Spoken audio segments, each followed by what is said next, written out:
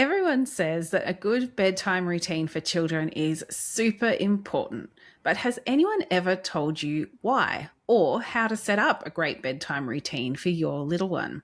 Well, today we're going to dive right in so you can learn what's happening in your child's brain when you begin their bedtime routine, how to set up a great bedtime routine for your baby, toddler, or older child, and what to do if bedtime feels more like heading into battle than the relaxing wind down that you hoped it would be. Welcome back to Brand New Little People, the podcast companion to the Sunbell Pediatric Sleep Clinic programs created by us. I'm Dr. Fallon Cook and I'm here with Dr. Laura Conway, and we're the directors of Infant Sleep Australia. Laura, how are you going this fine Monday morning? I have limped to the screen this morning. She's hanging by a thread. I'm hanging by a thread, people, after moving this weekend. There's been no bedtime routines for me. I have just been falling into bed and passing out the last few nights. I bet. So tired, moving house, and particularly as a single parent is next level stress. So anyhow, I'm in and I have lots of boxes to unpack. But I will soon, it will be behind me, a distant memory, and that will be wonderful. How are you going, Fallon? Yeah, not too bad. I've been, just getting the kids back to school and trying to navigate all of that and get everyone happily out the door on time without it being like this absolute disaster every morning. So far, it's going pretty well. Oh, good. Yeah, like I sort of chuckled to myself because we had an email come through from Annabelle, who's a Sunbell member, and she had some questions about the bedtime routine. And the minute I read it, I was like, oh, yeah, this is a great episode. So thank you, Annabelle. It really made me go, yes, let's do an episode on the bedtime routine. But I kind of chuckled because I was like, yeah, I'm in the throes of figuring out a better bedtime routine for my kids. So I just think for a lot of parents it's so relevant right now because so many of us are maybe heading back to work after parent leave, or we've just had time off over the holidays. Everything has gone wild. Now we're trying to rein everything back in again. And that's what it's been like for me with my kids. Like over the summer break, I always let my kids have their bedtime creep a bit later. The sleep-ins get a bit longer. And I'm okay with allowing that because I know I can get them back on track before school starts. And I just feel like our evenings are so beautiful in the summertime. They're long, it's light until 9 or 9:30. So that's all been great. But then, of course, as school approaches, it's like, okay, we've got to dial this back in and get them organized. And I was really reflecting on I just didn't want bedtime to go back to being what it was like last year. It just wasn't great. It wasn't the worst bedtimes ever, with my kids, but not a bedtime you'd look forward to. Often everyone's stressed and it's like, come on, quick, we've got to quickly get ready for bed. Just not a super engaging, fun time for anyone. So I was thinking back over that and I was like, okay, I really want to kind of hit this year on the front foot and really get in ahead of the back to school, really start to work on the bedtime routine. Because things like even just reading at bedtime had started to fall off the radar. And I was like, no, I really want my kids to be reading more and just really happy going to bed. And for me to have enough time as well to when you've got 3 kids, especially when they're older, often by the time they go to bed, I'm just like, oh my God, I just want to collapse into bed, and there's no time for me to just be me. You give them your whole day and then often you're giving them your whole evening and then you just fall into bed and collapse in a heap. So I was like, right, got to get this back on track.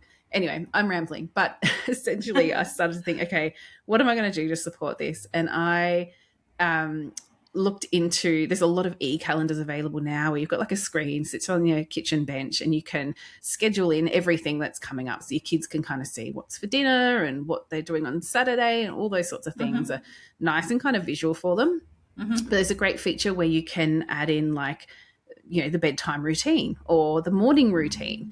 And I knew that my youngest would absolutely love being able to check things off and hear the little ding and there's little emojis that pop up and stuff. Yes. So I was like, right, I'm going to get one of those. And it took a bit of time to like schedule everything in, but Yeah. oh my God, they love it. It Do works so well they? because, yeah, it's not me saying, well, I'm still saying, it's time to brush your teeth or whatever, but they know that it's time because there was a little ding that said, time to brush your teeth. So it's less about me being like, you have to do this right now. Hurry the hell up. And more like, oh, what do we do next? And then they're like, oh, yeah, it's like teeth brushing time or whatever. Definitely works better with my youngest, who's 9 now. But it's just been fantastic. They're getting into bed earlier and they're reading in bed and loving it. And last night I checked on my middle child and my youngest, and because it's time for lights out, enough reading. And they couldn't hear each other. They're separate rooms. It's interesting. They both did it the same night. But they were both like, you know what, Mum?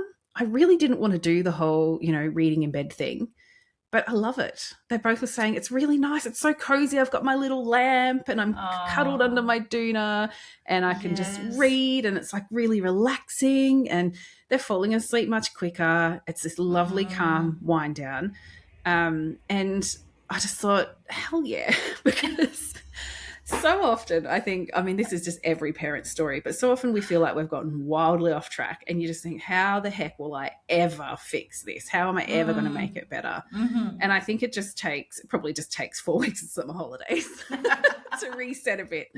But that's what helped me. It was just having that time to take a breath and reflect on the year and go, okay, what do I want to change about it? And then just Yeah. being really clear with the kids that these are the changes we're making. And they can earn stars and things like that. So they're all working towards different goals, which, is nothing like a little bit of bribery or an Yes. incentive to help things along. But anyway, it has been really, really helping. We're having really calm bedtimes. They're getting ready for school, pretty easily. They understand what happens next. And yeah, I just think that has been great. So Oh, that yeah, so sounds that's why I thought, wonderful. right, now it's fresh in my mind. Let's dive Yes. into, bedtime routines because I think there's so many parents who kind of want advice around this. Yeah. So why don't we start with telling parents why having a bedtime routine is so important, Fallon?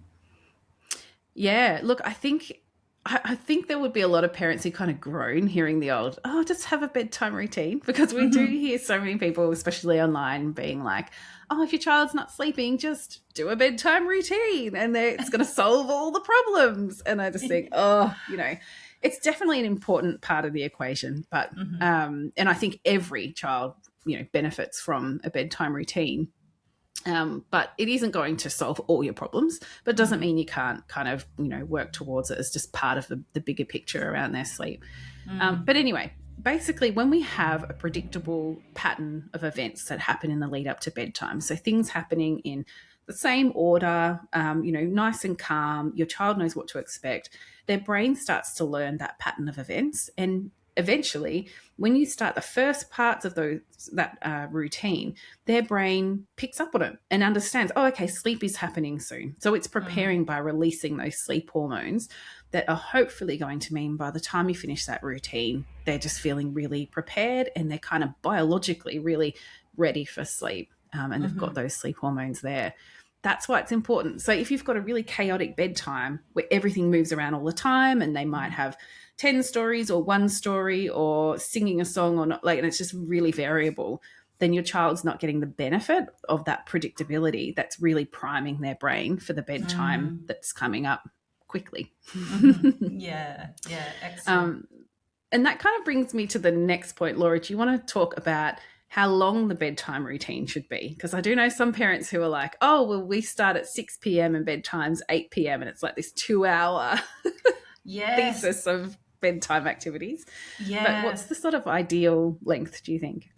So, what we want for little babies is a routine that is really relatively quick because they get tired so quickly. So, a bedtime routine for really young babies, so under 3 months or so, may just be a few minutes. So, may simply be swaddling, final feed, and a quick cuddle and into bed. But for older babies and certainly toddlers, we're thinking more around 20 minutes or so. Some might push out to 30 minutes, but really no longer than that. If you are finding that the Mm. bedtime routine is pushing longer than that, then having a look at the daily rhythm to ensure that the bedtime is the right time for your little one would be the next step to try and ensure that by the time when you start the routine until you're turning lights out or the final kiss goodnight is no longer than 20-30 minutes absolute max. Mm. Yeah, I completely agree. 20 minutes is kind of that sweet spot where it's, yeah, nicely contained. But parents will often say to me, "Oh my goodness, I can't possibly do a routine in 20 minutes, including the bath." So, Fallon, what do you say? Mm. Should the bath be part of the bedtime routine? Yeah, this is such a good question. We get it from parents all the time. And it was actually one of the questions that Annabelle sent in. Look, I would say no. I just think kids don't find the bath like, calming or relaxing until, well, No. I think they've got to move out of home and get a job. And then they'll find the bath relaxing. Before they've moved out of home and got a job, then it's just fun. It's water Yeah. play. It's exciting. Often they're really, really riled up and they're splashing around. Yes. Look, every baby's different. I'm sure there are exceptions, but by and large, I would say no, keep the bath time for a little while before bed. It doesn't have to be super long. It might even be that your 20-minute bedtime routine begins once they're out of the bath. But I would think of the 20-minute routine as being all the pretty calming, relaxing kind of things, not the tsunami and everything that happens at bath time. Yeah, I remember my kids. I just have very, very fond memories of my kids' bath times when they were babies and toddlers, and it was just always so much fun with the squealing and giggling and getting the last of the sillies out. And sometimes I joke with parents in clinic that those like baby oil companies that are wanting you to try and manufacture this really calming routine where the bath is just dim lights and chilled out are just setting parents up to fail because water and children it's normally fun and Yeah. laughter. Oh, it's so true. You mentioned earlier, Laura, about like really tiny little babies under 3 months. We keep that bedtime routine super quick. And often parents say it doesn't even really feel like we have much of a routine, which is really fine at that age.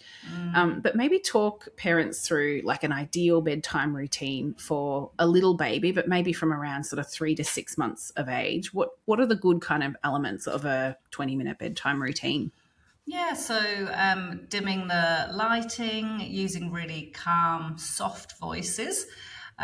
You don't want to be using exciting tones that really rile them up. Giving your little one the last feed of the day, be that a breastfeed or a bottle feed. Um, Doing a final nappy change into their PJs, and everything soft and calm.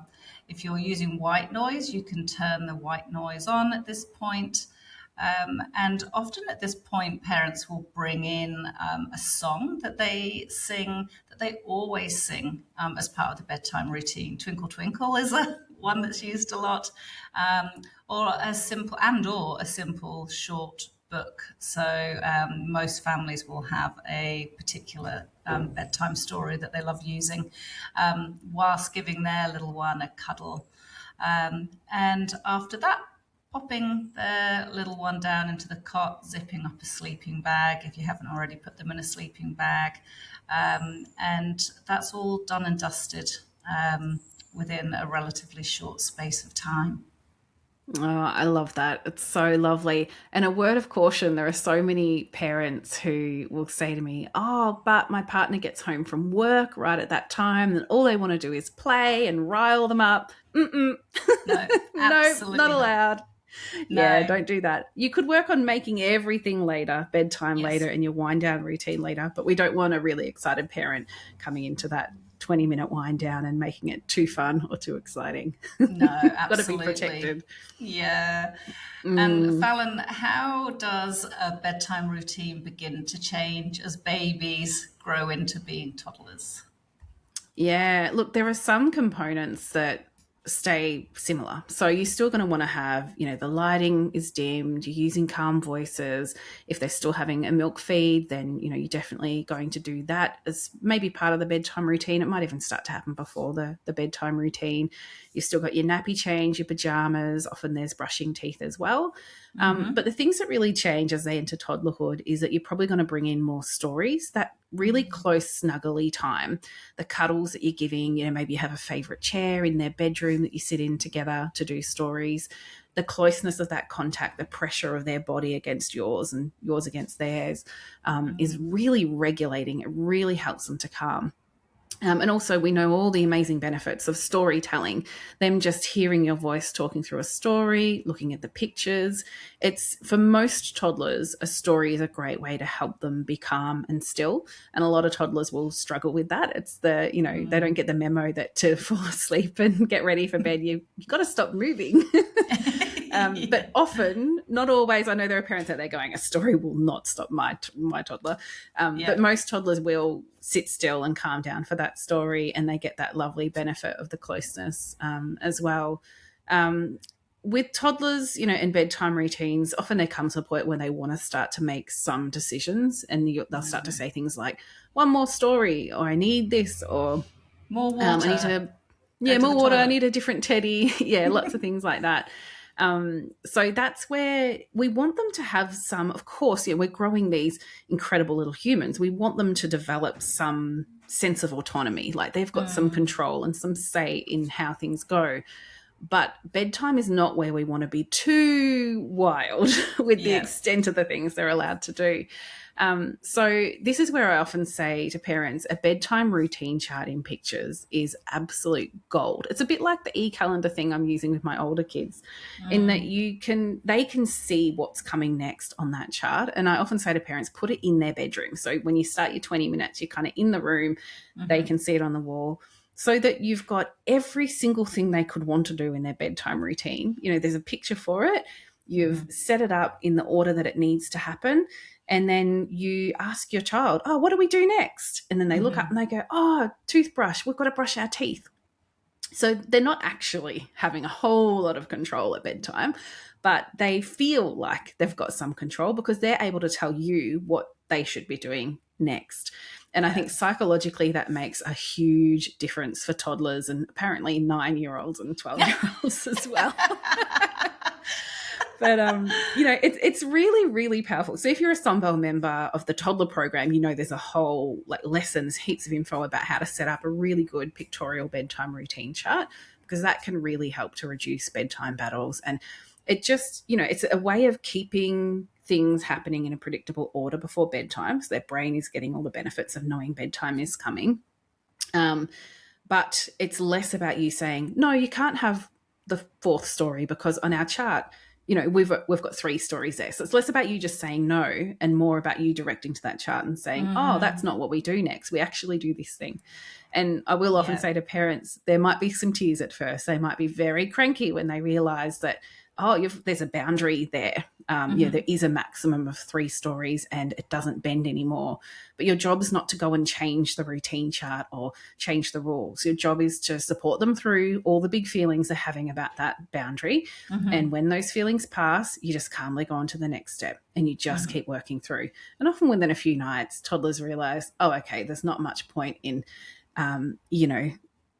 staging a huge protest because my parents are actually rock solid on this, and this is just the way it goes now. So I would say that's probably a little, a nutshell of what toddler bedtime routines start to be like. But Laura, instilling a predictable pattern of events in the lead up to bedtime, I think is particularly important for toddlers. Do you want to talk us through why that is? Yeah, so like you mentioned just earlier, as your little one gets older, enters toddlerhood, they're beginning to work out where boundaries lie.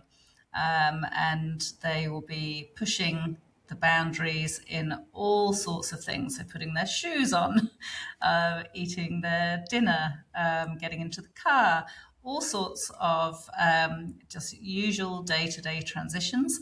They're going to be checking where the boundaries are.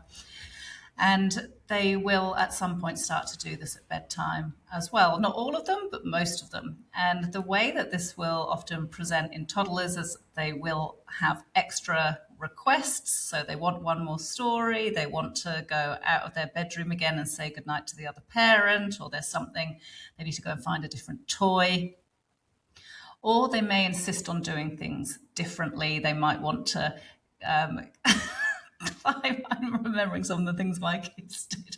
They don't want to just climb into bed normally. They want to do a handstand into the bed or something, Yeah. or go in at the wrong end of the bed. So there can be climb the bunk bed in a slightly different way. That's been a thing in my house. Like, no, this time I want to see if I can go up backwards and in reverse order. Okay. That's right. So there's all kinds of shenanigans can happen at bedtime, and of course, some of those things we might just you choose your battles. You might let those things through, but in terms of the general order of events, it is quite important that you do hold steady on the activities that are in that bedtime routine. So there may be a little bit of wriggle room if they decide that they want to do a headstand into their bed. All right, that's them doing their step of getting into bed. But by being really steady, so that you say at the end of this step you get into bed, it just helps your child understand that these things are predictable and you are firm, that each step leads to the next. And when you do hold steady in that way, it can really help ensure that you don't end up having that 1 or 2 hour bedtime battle where it's one step forward, two steps back. Because your toddlers actually need to have some boundaries and to understand where they stand at bedtime. And for as long as you change what happens, they can feel a little bit insecure about where those boundaries are. It actually helps a toddler feel secure knowing that these are the things that happen in this predictable order. If if things are constantly changing, it can actually help, well, not help, but it can lead to that bedtime transition feeling more uncertain, and they feel less secure, and then their behavior may escalate further. So really, we just want things nice and predictable. It supports their stage of development and helps them stay calm, and puts a full stop on the bedtime routine, so it doesn't end up being this really protracted experience that the whole family dreads. Yes.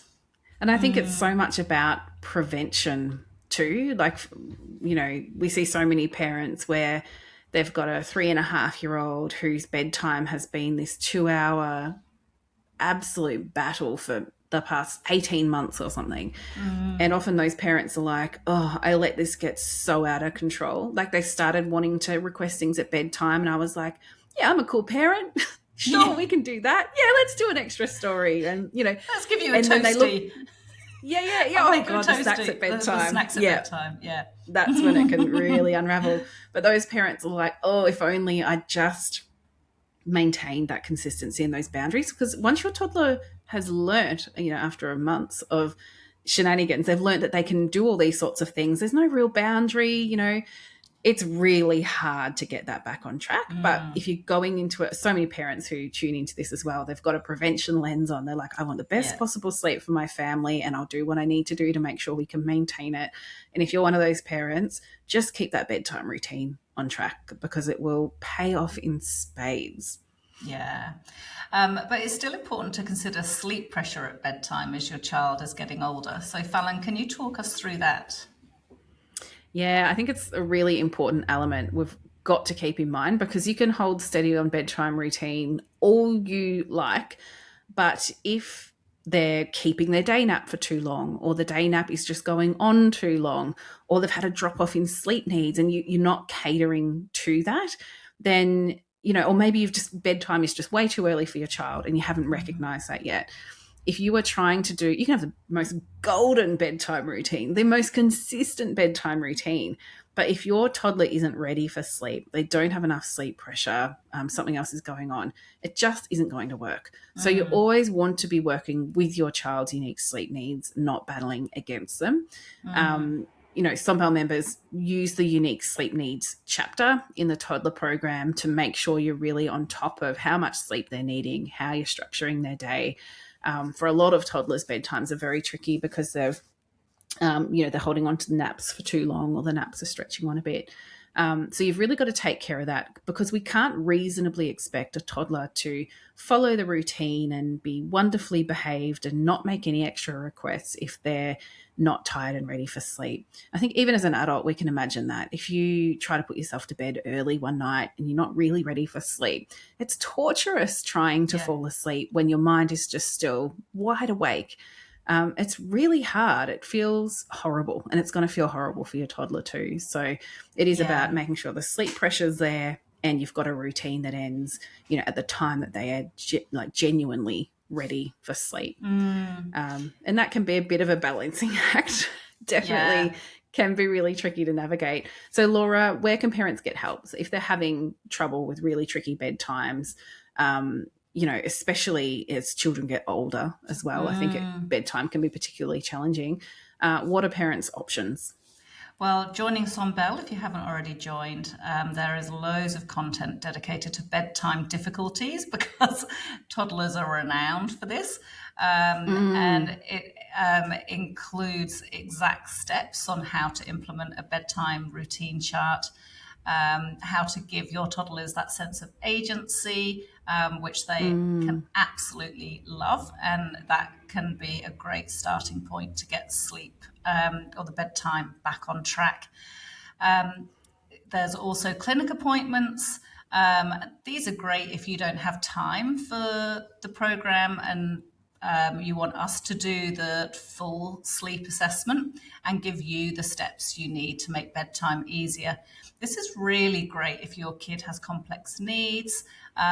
For example, if they are neurodivergent, ADHD, autistic, have sensory sensitivities and challenges, often we will need to develop a really bespoke bedtime routine for those children that meets their particular needs and can help them calm at bedtime and give them the sense of agency that they may need.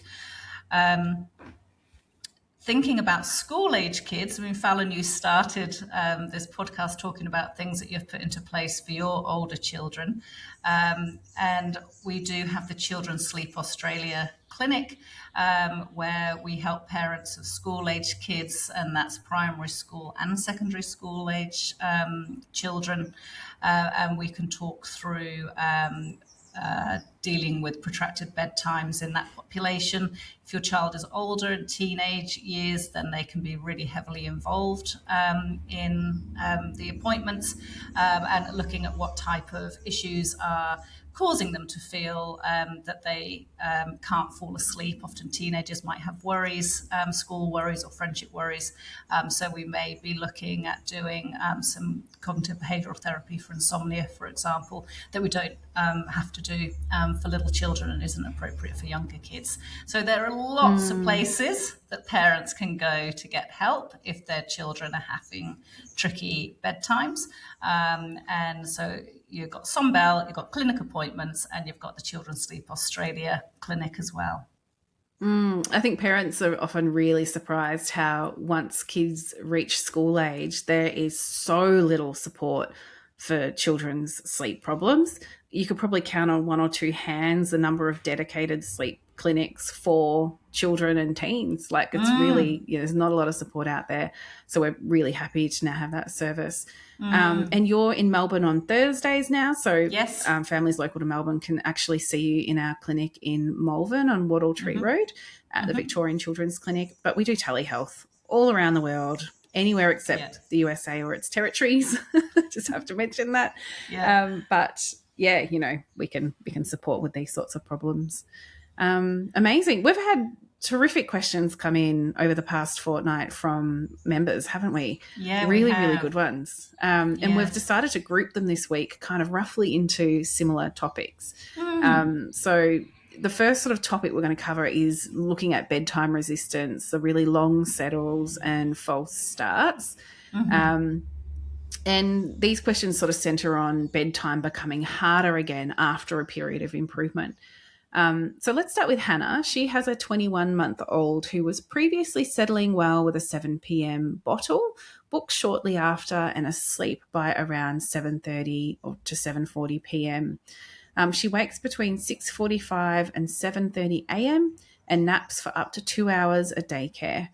Recently, bedtime has stretched out to anywhere from 40 minutes to an hour and a half, sometimes with distress, and she rarely settles with dad when upset. Nights are otherwise okay, though there have been some recent night terrors. Hannah wants help deciding where to intervene, whether to wake her earlier, reduce her daytime nap, or push bedtime later. Okay, Hannah, I would be logging your little one's sleep to see what her sleep need is and stabilizing wake up time. So you're describing that bedtime can push between 40 minutes and an hour and a half, and there is about 45-minute variation in the wake up time in the morning. So if you were to stabilize that wake up time in the morning, say to 6:45, that might reduce a lot of that battle at bedtime. And the other thing I would be looking at is that nap duration. So 2 hours. It may be that you can look at shaving one sleep cycle off that nap time, and then you might find that you can help your little one go to sleep before that 7:30, 7:40 as well, because you could push some of the sleep from that's currently allocated to the nap into the start of the night instead. So yes, yeah, stabilize that wake up time, and then Yeah, see about the nap. I think definitely, Hannah, figure out what your child's unique sleep needs are. So use that unique sleep needs chapter. Because just thinking about that schedule, if they're potentially doing 7:30 p.m. through to 7:30 a.m., that's 12 hours overnight plus a 2-hour nap. We're at 14 hours. And for That's a lot. 21-month-old, that is a lot of sleep. Very good chance that their sleep needs are actually lower than that. But by catering to that sleep need, you should really see a great improvement in the nights. Awesome. Good luck, Hannah. So Jessica has a almost 7-month-old who only needs 11 and a half hours in a 24-hour period. So he's on 2 naps, capped at between an hour and a half and 2 hours, and has a bedtime between 8:30 and 9, waking at 6:30 in the morning. He no longer feeds to sleep, which is great, but he still relies on bouncing on an exercise ball before being transferred to the cot. Oh gosh, those exercise balls. Parents with thighs of steel. They're, they're New seeing workout regime. they're seeing frequent false starts 30 to 45 minutes after bedtime, and they want to understand whether these are due to undertiredness or lingering sleep associations, and whether they should focus first on cot settling or resolving the false starts. What do you reckon, Fallon? I would start with working on the daily rhythm, which will resolve the false starts, but then very quickly working on the cot settling. So you're going to have an easier time cot settling if you've absolutely nailed the sleep pressure with a daily rhythm that really fits. False starts only happen because there's something off with the daily rhythm. So, yeah, I would be, if it's an 11 and a half hour sleep need, what would I think off the top of my head? So if we spend an hour and a half on day sleep, we're left with 10 hours overnight. So then you could do an 8:30 p.m. bedtime and a 6:30 a.m. wake up. That could add up to your 11 and a half hours. If you make it a 2-hour nap, then it's going to have to be an even shorter night. So that's where I'd go for the 9 p.m. bedtime.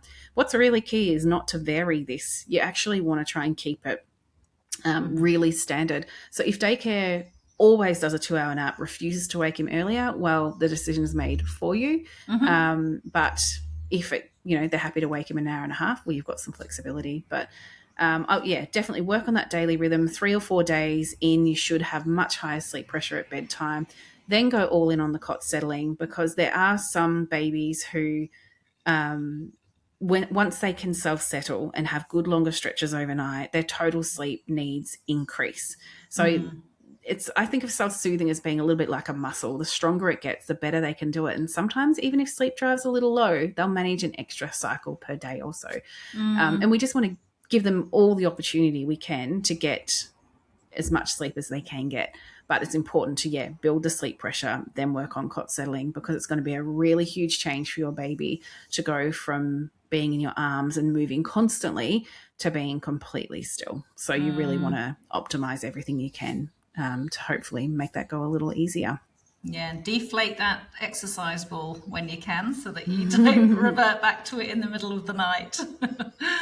Yeah, true. Once you make the change, make it a clean change. Good point. Yeah. All right, our next group of questions are about nap challenges and nap transitions. So these focus on naps kind of falling apart or changing, especially around the 12 to 14-month mark. So Lauren has a 12-month-old who's recently started sleeping through the night, which is great, getting about 11 Yay. hours sleep overnight. Woohoo! Previously, his total sleep need was between 11 and 12 hours, but day sleep has become very difficult. He may skip the first nap or only sleep 30 minutes, and resettling usually requires holding. This has been going on for about 3 weeks, alongside some big developmental changes and recent dropping the dummy. So, Lauren is wondering whether this is a regression, development related, or linked to night sleep consolidating. What do you reckon, Oh, Fallon? I love this question. Well, this is a baby who has amazingly started to do 11 hours overnight. Essentially, almost their entire sleep need is now being met overnight. They're going to be waking up way more refreshed, better able to power through the day, and they probably just don't have that much sleep in the tank for their day naps, which is perfectly fine. 100% I would move this child to one nap. I think something about what Lauren said implied that there's two naps happening. It doesn't sound like they're needing the two naps anymore. So, what's their total average daily sleep sitting on now? If it is sitting on 12 hours per 24 hours, well, you've got a 1 hour allowance for day nap if you want to keep that 11 hours overnight. If they're averaging 11 and a half hours, well, that's when you might go, okay, we're just going to dial back the night's sleep a little bit, so maybe they get an hour nap at lunchtime. So I'd be really just thinking about the maths and how to best split that total sleep need that they have. Yeah, and Yeah, be dropping down to one nap. thinking about how well he copes. What's the least amount of day sleep that he manages well on? So if he really needs an hour and a half, let's say, then and that's what he functions best on for his nap, then you would need to alter bedtime, so that you reduce you're taking some of that 11 hours overnight and putting it into the daytime. But if you coach really well on just 45 minutes to an hour during the day, brilliant, then we keep most of the sleep at night. So this is an Yeah, example of 100%. where we're always looking to see not just what the maths is doing, but how our little ones are functioning during the day, to determine what's going to be the best duration. But make that change for a whole week before you decide whether or not it's working. Absolutely. Melinda has a 14-month-old who was pushed into a one nap schedule due to a daycare policy. 14 months, though, probably should be on one nap. So sorry if it was a bumpy ride, Melinda, but probably is Yeah. time. She says previously he woke at 6 a.m., had a short morning nap and a longer afternoon nap, and slept through the night with a 7:30 p.m. bedtime. He now naps from about 11:45 a.m. to 1:30 p.m., quite a big nap, and goes to bed at 7 p.m., but has started waking overnight between 11 p.m. and 2 a.m. He seems happy during the day and not overtired. Melinda wants to know how to support the nap transition when night wakes have appeared. I think, Very Melinda, similar answer, probably, isn't it? this is going to be a maths Yeah. question. I think you probably haven't got a lot of say with the daytime nap duration at daycare. So what's that? An hour? How long is that? 12. yeah, an hour and 45 It's minutes almost 2 hours. daytime. Yeah, nearly 2 hours daytime sleep. And he probably doesn't quite need a bedtime at 7 anymore. I would be looking, well, either adjusting the bedtime later, or I would be looking at stabilizing that wake up in line with his unique sleep needs. So, he's having roughly 2 hours daytime sleep. What's his total average sleep duration? Then set bedtime and wake up so that it matches that. And you should then see those overnight wakes stopping. I suspect it's just he's running out of sleep pressure. That 11 p.m. wake up is his deep sleep has passed, and he's just beginning to be a bit more wakeful because the sleep pressure is a little bit, it's dropped off a lot because of that deep sleep passing. So that would be my advice, Melinda. Good luck. Yeah, totally Working that one agree. out. Okay, Yeah. so, We've also, oh yeah. yep, you go. I've got a question from Katie, who has a 14-month-old who's on one nap as well, waking around 6:30, napping at 11:30, and going to bed at 7:30. So quite similar to Melinda's baby. Mornings are tricky. Melinda describes her little one being clingy and fussy from around 9. Which improves when they do go out of the house. However, outings often lead to car naps that disrupt the day. Katie is wondering whether the morning fussiness reflects tiredness, boredom, or possibly poor quality overnight sleep. Interesting.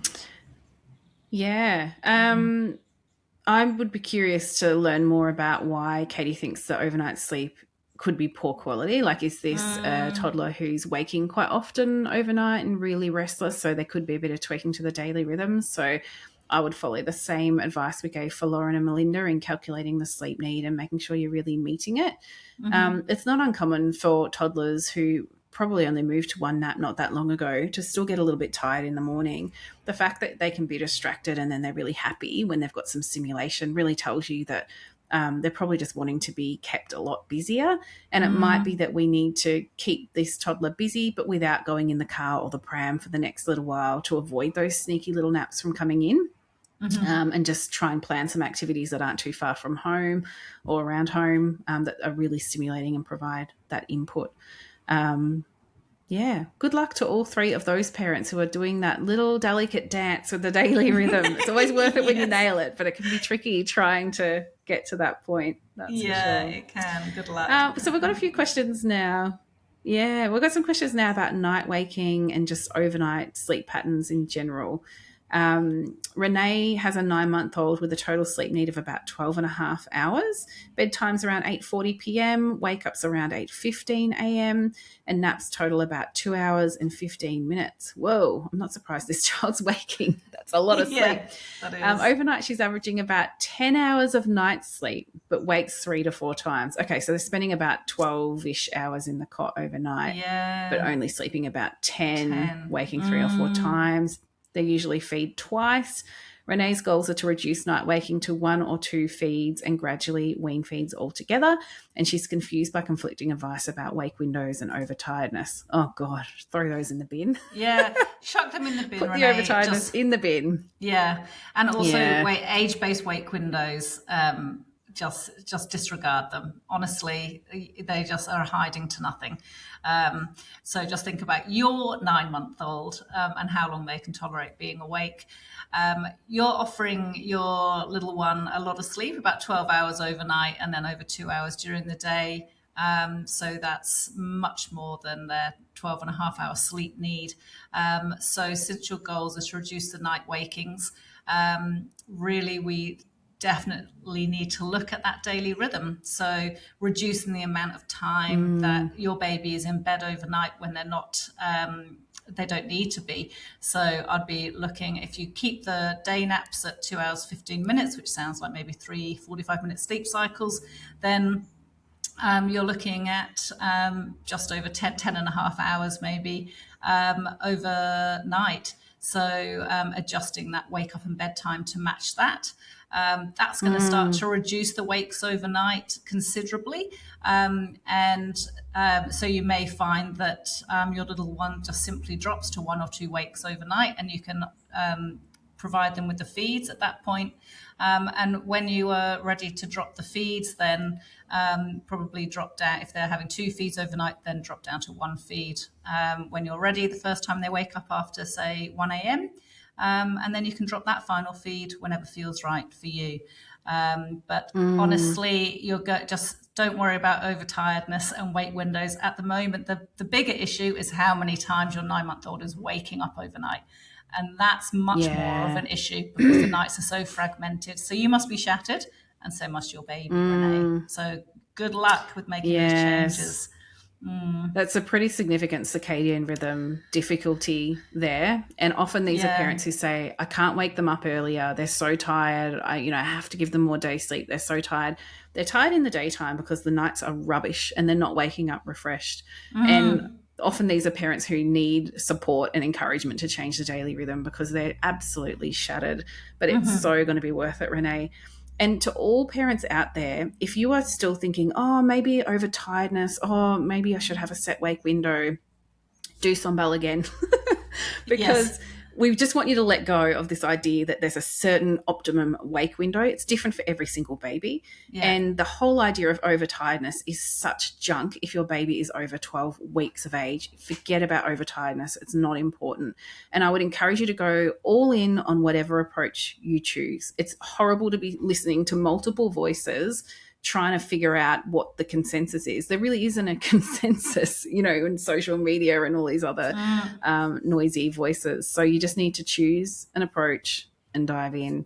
You'll there's a lot of things around daily rhythm in these questions, isn't there? Yeah, there are. And so Tamara has a 5-month-old who now settles independently in the cot within minutes, which is awesome, but wakes every 40 minutes overnight when his dummy falls out. He resettles immediately once it's replaced. So Tamara is looking for ways to reduce these frequent dummy-related wakes without undoing their progress. Oh, yeah. Yes.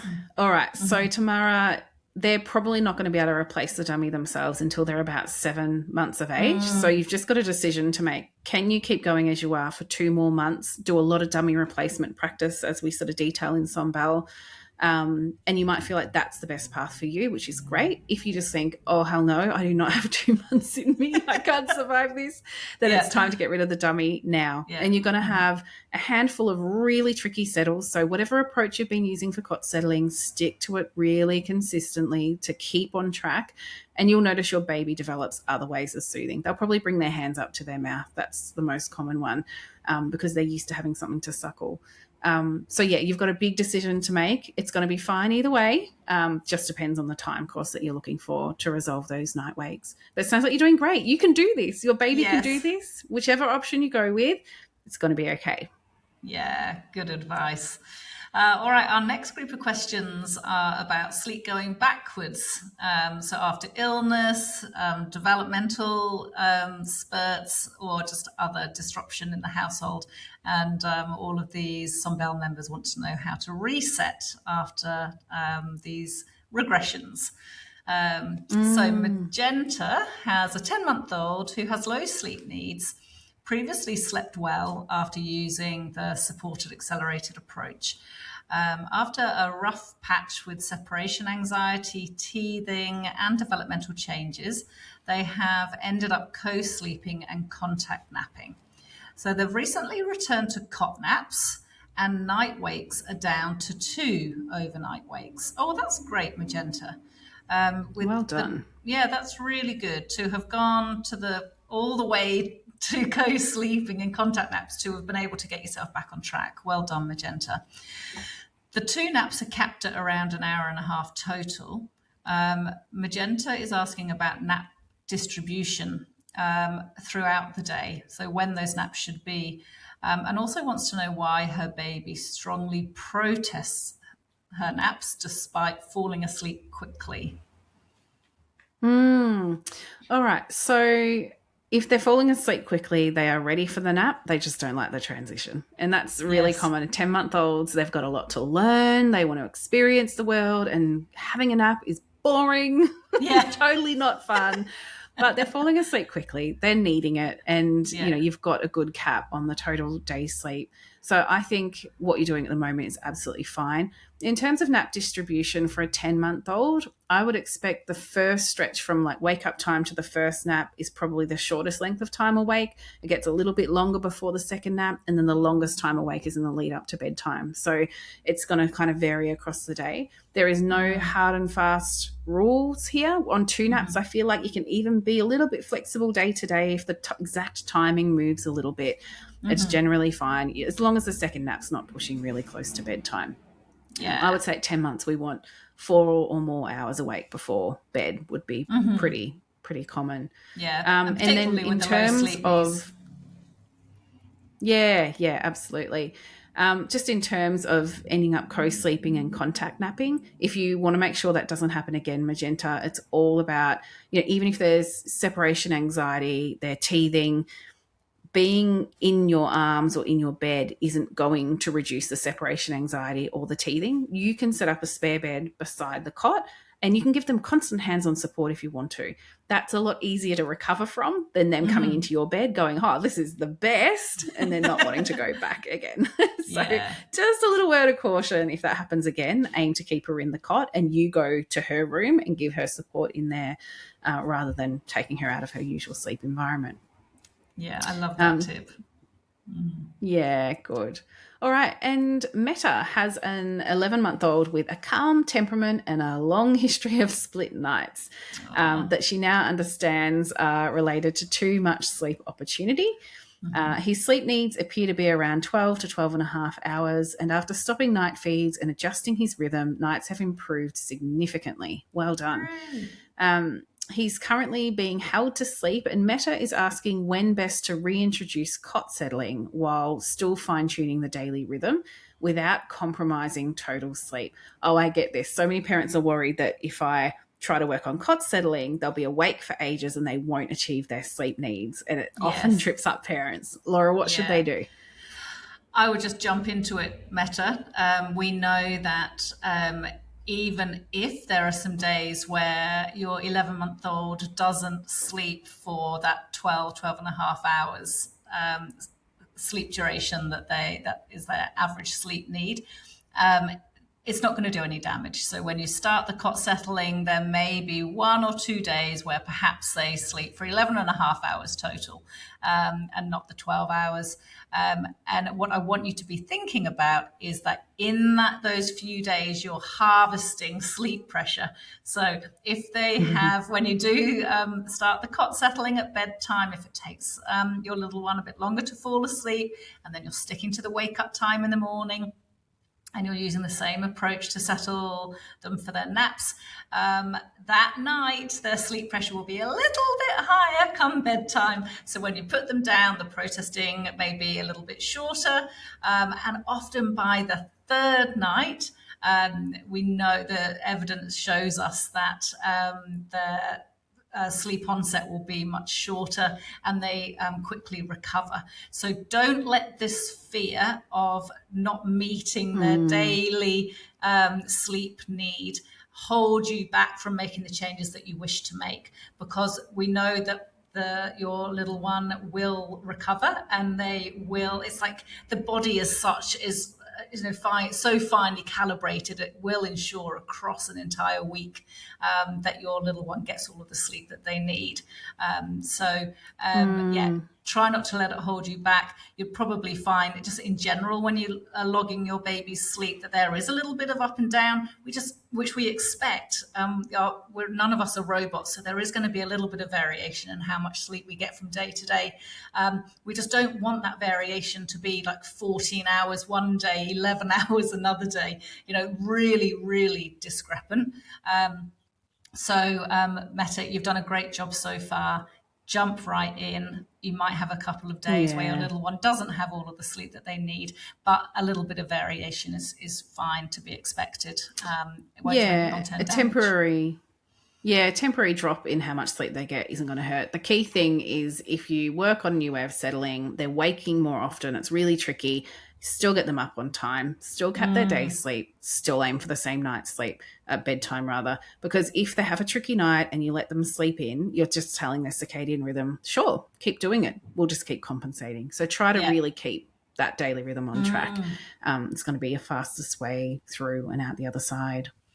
So Tanya has a 16-month-old who previously slept well and settled independently, but whose sleep unraveled after they went travelling, started childcare, and Tanya also thinks there's teething as well in the picture.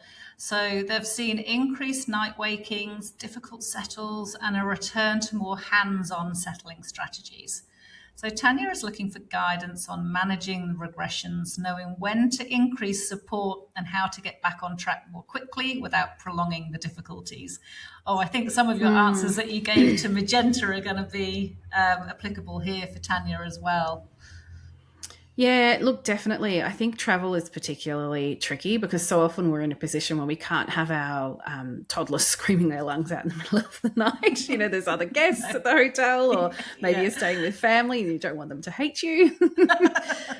So, look, all you can do is your best during travel. What I often recommend to parents is having your porta cot right beside your bed, and you can reach down into the porta cot and give them support as often as they need it. They might be really cranky about being in that porta cot, but you can be confident they're not frightened, they're not worried, fearful, anything like that, because you're literally right beside them and you've got your hand on them when they need it. So try to get them through with that kind of level of support if you can, much like if they're sick at home. Set up a bed in their room beside their cot. They're actually going to sleep better in their normal sleep environment than they will in your bed typically. So that's going to mean once they're better or you're back home, it's much easier to get things back on track. It's fine to be more hands-on if you're thinking, gosh, something really big has happened and they're not coping. But my rule I try and get parents to stick to is just to keep them in the sleep space they're used to, because if they have some experience sleeping, you know, in the parent bed or falling asleep in your arms or whatever, they're at an age where they can remember. And yeah, it can be pretty hard to convince them why they need to be going back in their cot again. So yeah, I would say that's really key. And of course, if sleep has worsened, or even if sleep's never been great and you're setting out to improve sleep, I always want parents to be thinking, work on the daily rhythm first, optimize sleep pressure, spend a week working on this daily rhythm that fits their sleep needs. And then you are 100% confident that when you go to work on cot settling, if that's what your goal is, that you're only doing it when we've optimized everything to make it as easy as possible on your child. And when it's easier on your child, it's easier on you. I feel like that's like the gold. It is. I want every parent to know. Don't worry about independent settling until you have nailed the daily rhythm and you're giving yourself the best shot at having a smoother transition to a different way of falling asleep. Yeah, I feel like that is just so important. It is, because you can, honestly, you can follow any of our cot settling strategies to the letter and you're not going to gain traction if the daily sleep rhythm is completely unmatched to your child's unique sleep needs. So if there is, you really have to have both. So, you know, sometimes parents will say, oh, that's quite, they'll come and see me and they've been to a sleep school or they've seen another consultant and they'll say, oh, that approach you've just talked through is quite similar to what so-and-so said to me and what the nurse said and what the pediatrician said. And I said, yeah, because these are evidence-based strategies which we can tailor so that they're bespoke to the family.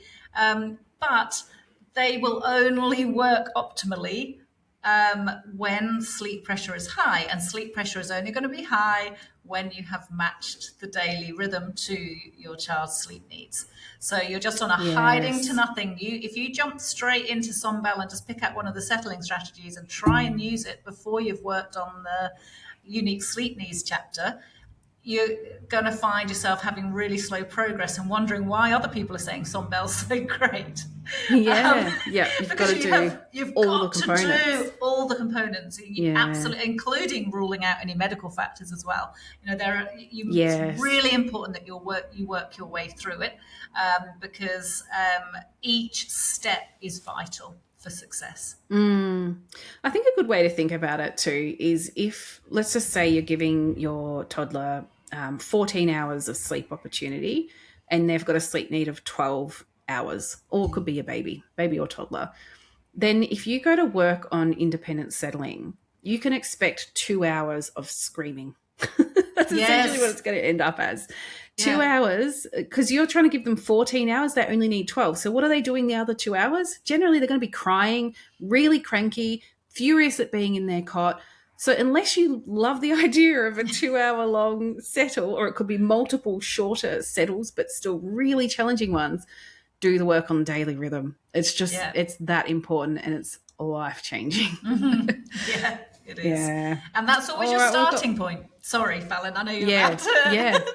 but that is your No, it's starting so point. true. We have to keep Yeah. monitoring their sleep needs because, like you said earlier, Fallon, sometimes it's like a muscle that is getting stronger and stronger. Mm, The being able to self settle, and once your little one has a strong self settling muscle, they might be able to fall asleep with a lower sleep pressure, and then you might start to see their total sleep average duration increase. So always important to keep an yeah. eye on the how much sleep they're getting and whether they need a little bit more.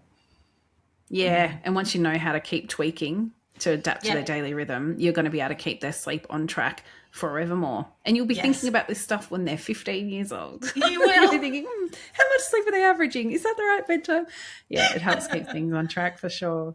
All right, lucky last question is from Eliza, who has a 3 month old whose sleep need was previously calculated at around 15 hours and 45 minutes, but has recently reduced to about 14 hours and 15 minutes. He now has a consistent first night feed at around 2 a.m., but from 5 a.m. onwards, he wakes every 20 to 40 minutes and often needs to be held until morning. His naps are short, typically 28 to 42 minutes, and he seems grumpy between sleeps, though he falls asleep independently. Eliza is wondering whether she's reduced total sleep too much and how to approach both the early morning wakes and short naps. That's a big one to unpack, isn't it, for a little Yeah, baby? it They're sort of is. right on that cusp of change. What do you think, Yeah, Laura? yeah. So, Eliza, your baby is right at the point where their circadian rhythm system is going to be maturing, and in another few weeks, their sleep architecture will be changing so that it's more adult-like rather than the kind of active sleep and quiet sleep of younger babies. So we do expect sleep needs to drop. Very little babies tend to have much higher sleep needs, and it can drop quite considerably in the first few months. Just the wording of your question just makes me. I'm just wondering. You're wondering if you have reduced the total sleep too much. We always adjust. At this age, just monitoring the sleep needs. It's never about us reducing or you reducing their sleep opportunity. It's matching the sleep opportunity to what your child's total sleep duration is. And as I say, like a bare 3 month old having a just over 14-hour sleep need, that's a nice amount of sleep. And I would have expected it to have dropped from that nearly 16 hours a few weeks ago. Mm. Sounds like his sleep cycles are also beginning to stabilize somewhere between 28 and 42 minutes. As the circadian rhythm system matures, you'll probably find that ends up being more stable, somewhere around 35 to 40 minutes, perhaps. And in all likelihood, the early morning wakes that you're experiencing are because the sleep needs have reduced, and your little one is just running out of sleep pressure from kind of 5 a.m. onwards and finding it harder to maintain their sleep. And you are then holding them to sleep to try to protect that morning time for yourself. So I would be just having a think about looking at that daily rhythm. Your little one is getting a bit older now, so you can start to be massaging a slightly more structured daily rhythm now. So thinking about perhaps bringing wake up to 6 a.m. Rather than trying to aim for an 8 a.m. wake up or whatever wake up you're going for. Lots of babies are larks and do tend to want to start the day earlier. And just being mindful of that, of holding your little one to maintain their sleep from 5 in the morning, just because that can be a really dangerous activity to do, because we normally as parents are shattered at that point as well. So if you're holding your little one on you, just making sure that you're not falling asleep and putting your family in a dangerous situation. So yeah, I would be refining your daily rhythm. So it's providing around 14 and a half hours sleep opportunity for your baby. Don't worry that they're having cat naps. It may be that they need to have 4 or 5 short cat naps across the day. Work on stabilizing that wake up time at a reasonable, realistic time for your little one. And you should start to find that the early mornings aren't so challenging to manage. And as your little one gets older still, they will probably start to combine some of those cat naps in the day so that they tend to have maybe 1 or 2 longer naps whilst maintaining 1 or 2 shorter naps. Very early days, Eliza. Join the 4-month program if you haven't already, 4 to 12 month program, because that will take you into troubleshooting for older babies. Yeah, because I suspect you've got the 0 to 3 month program. Anything that you would add, Fallon? Yeah, just at this age, so often parents are still a little worried about overtiredness because it's only a 3-month-old. So overtiredness is only just starting to become a not so Less relevant thing. And so some parents are doing lots of cat naps because they, seem tired and they're worried. They want to get them down to bed quickly. Don't be afraid to stretch out that time. Look for that point where your baby is constantly grizzly and they're just done, can't be distracted. That's when you put them down for a nap, because often these babies will then do a longer nap and then they wake up happier and then they last longer. And so they can be stuck in a cat nap grumpiness kind of cycle. So just monitor that, Eliza. You might find you can stretch him out a bit longer, get some longer naps happening, and that might suit him really well. But for all these parents who have sent us in these amazing questions, thank you so much. Do keep in mind, we're here, we have coaching calls. If there's a few of these cases where I think, oh, that's a bit tricky and really would be great to sit down and look at your child's sleep diary and really help you navigate that. That's what we're here to do. If you're not a Sombel member, you've just been listening in, you're having troubles with sleep, consider joining Sombel. We can give you that helping hand and really help get things on track quickly. We don't like parents suffering too long. It's best to get the support you need so everyone can benefit from it. And of course, as you know, we have appointments available too. So if you're not really into an online program and you just want to have appointments with us, I've got availability in our telehealth clinic. Laura, you're in the Melbourne clinic as well. For Melbourne locals, you also do telehealth as well. We also have an incredible practitioner team. We've got an OT and a couple of children's nurses. They are fabulous. So we've got all these different ways of supporting you. So if you're needing help, absolutely reach out. If you love the podcast, please leave us a review, give us a 5-star rating, subscribe.